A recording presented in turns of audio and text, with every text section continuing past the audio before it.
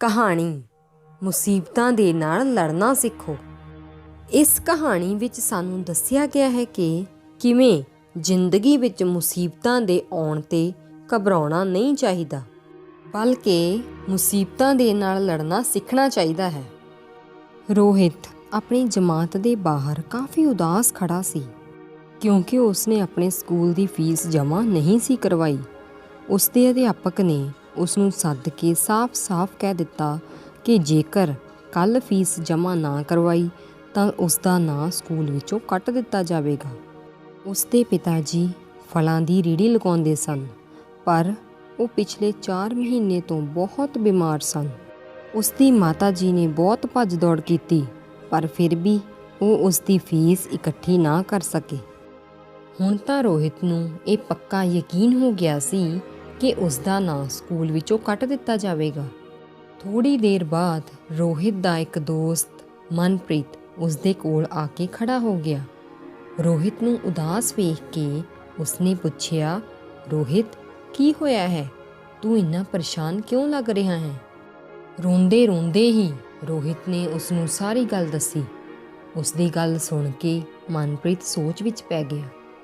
ਉਸਨੇ ਰੋਹਿਤ ਨੂੰ ਹੌਸਲਾ ਦਿੰਦੇ ਹੋਏ ਕਿਹਾ, ਤੂੰ ਚਿੰਤਾ ਨਾ ਕਰ, ਅਸੀਂ ਮਿਲ ਕੇ ਇਸ ਸਮੱਸਿਆ ਦਾ ਹੱਲ ਜ਼ਰੂਰ ਕੱਢਾਂਗੇ। ਜਮਾਤ ਵਿੱਚ ਵੀ ਰੋਹਿਤ ਉਦਾਸ ਹੀ ਬੈਠਾ ਰਿਹਾ।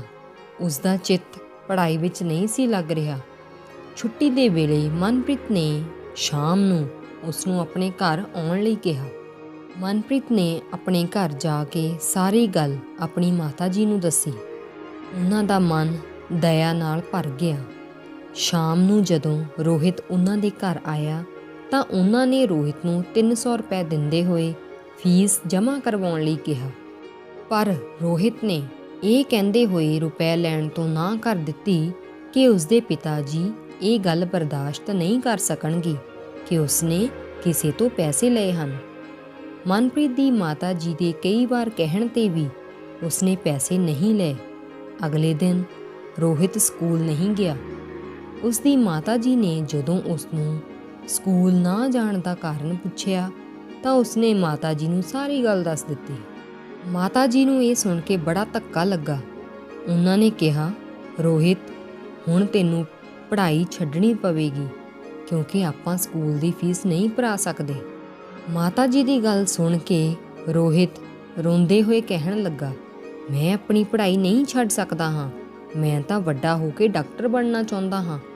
ਫਿਰ ਮਾਤਾ ਜੀ ਕਹਿਣ ਲੱਗੇ, ਪਰ ਤੂੰ ਸਕੂਲ ਦੀ ਫੀਸ ਕਿਵੇਂ ਜਮ੍ਹਾਂ ਕਰਵਾਵੇਂਗਾ? ਤੂੰ ਕਰੇਂਗਾ ਕੀ? ਮਾਤਾ ਜੀ ਦੀ ਗੱਲ ਸੁਣ ਕੇ ਰੋਹਿਤ ਸੋਚ ਵਿੱਚ ਪੈ ਗਿਆ। ਕੁਝ ਦੇਰ ਬਾਅਦ ਉਸਨੇ ਮਾਤਾ ਜੀ ਨੂੰ ਦੱਸਿਆ ਕਿ ਮਨਪ੍ਰੀਤ ਉਸ ਨੂੰ ਰੁਪਏ ਦੇਣ ਲਈ ਤਿਆਰ ਸੀ, ਪਰ ਪਿਤਾ ਜੀ ਦੇ ਬਾਰੇ ਸੋਚ ਕੇ ਉਸਨੇ ਰੁਪਏ ਲੈਣ ਤੋਂ ਇਨਕਾਰ ਕਰ ਦਿੱਤਾ ਸੀ। ਉਸਦੀ ਮਾਤਾ ਜੀ ਇਹ ਗੱਲ ਸੁਣ ਕੇ ਬਹੁਤ ਖੁਸ਼ ਹੋ ਗਏ ਕਿ ਰੋਹਿਤ ਨੂੰ ਆਪਣੇ ਪਿਤਾ ਦੇ ਸਨਮਾਨ ਦਾ ਕਿੰਨਾ ਖਿਆਲ ਹੈ। ਫਿਰ ਉਹ ਕਹਿਣ ਲੱਗੇ, ਰੋਹਿਤ ਕੁਝ ਹੋਰ ਸੋਚ, ਤੂੰ ਫੀਸ ਜਮ੍ਹਾਂ ਕਰਵਾਉਣ ਲਈ ਹੋਰ ਕੀ ਕਰ ਸਕਦਾ ਹੈ? ਕੁਝ ਦੇਰ ਸੋਚਣ ਤੋਂ ਬਾਅਦ ਰੋਹਿਤ ਨੇ ਕਿਹਾ, ਮੈਂ ਆਪਣੀ ਗੋਲਕ ਤੋੜ ਕੇ ਉਸ ਵਿੱਚੋਂ ਪੈਸੇ ਕੱਢ ਸਕਦਾ ਹਾਂ, ਪਰ ਉਸ ਵਿੱਚ ਤਾਂ ਇੰਨੇ ਪੈਸੇ ਨਹੀਂ ਸਨ ਜਿਸ ਦੇ ਨਾਲ ਤੂੰ ਆਪਣੀ ਫੀਸ ਜਮ੍ਹਾਂ ਕਰਵਾ ਸਕੇ। ਕੁਝ ਹੋਰ ਸੋਚੋ। ਉਸ ਰਾਤ ਰੋਹਿਤ ਨੂੰ ਬਿਲਕੁਲ ਨੀਂਦ ਨਾ ਆਈ। ਸੋਚਦੇ ਹੀ ਸੋਚਦੇ ਸਵੇਰ ਹੋ ਗਈ। ਉਹ ਉੱਠ ਕੇ ਆਪਣੀ ਮਾਤਾ ਜੀ ਦੇ ਕੋਲ ਗਿਆ ਤੇ ਕਹਿਣ ਲੱਗਾ, ਮਾਤਾ ਜੀ, ਪਿਤਾ ਜੀ ਦੀ ਫਲਾਂ ਵਾਲੀ ਰੇਹੜੀ ਖਾਲੀ ਖੜੀ ਹੈ। ਮੈਂ ਸਕੂਲ ਦੀ ਛੁੱਟੀ ਤੋਂ ਬਾਅਦ ਉਹ ਰੇਹੜੀ ਲਗਾਉਣੀ ਸ਼ੁਰੂ ਕਰ ਦੇਵਾਂਗਾ। ਇਸ ਨਾਲ ਮੈਂ ਸਕੂਲ ਦੀ ਫੀਸ ਵੀ ਭਰ ਸਕਾਂਗਾ ਤੇ ਨਾਲ ਹੀ ਆਪਣੇ ਘਰ ਦੇ ਗੁਜ਼ਾਰੇ ਲਈ ਕੁਝ ਪੈਸੇ ਇਕੱਠੇ ਹੋ ਜਾਣਗੇ। ਇਹ ਸੁਣ ਕੇ ਉਸਦੇ ਮਾਤਾ ਜੀ ਬਹੁਤ ਖੁਸ਼ ਹੋਏ। ਉਹ ਕਹਿਣ ਲੱਗੇ, ਪੁੱਤਰ, ਮੈਨੂੰ ਤੇਰੇ ਤੇ ਮਾਣ ਹੈ। ਤੂੰ ਮੁਸੀਬਤਾਂ ਤੋਂ ਭੱਜਣ ਦੀ ਥਾਂ ਤੇ ਉਹਨਾਂ ਨਾਲ ਲੜਨਾ ਸਿੱਖ ਰਿਹਾ ਹੈ।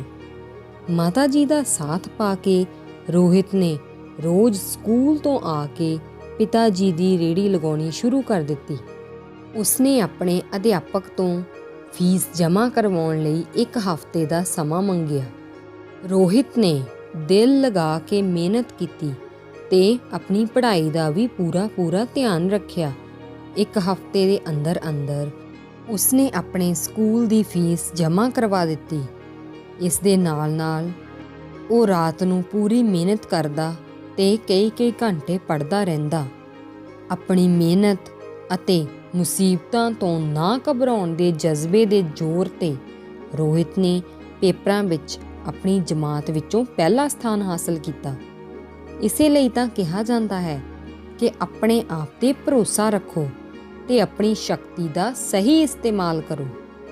ਖੁਦ ਆਪਣੀਆਂ ਮੁਸੀਬਤਾਂ ਦੇ ਨਾਲ ਲੜਨਾ ਸਿੱਖੋ।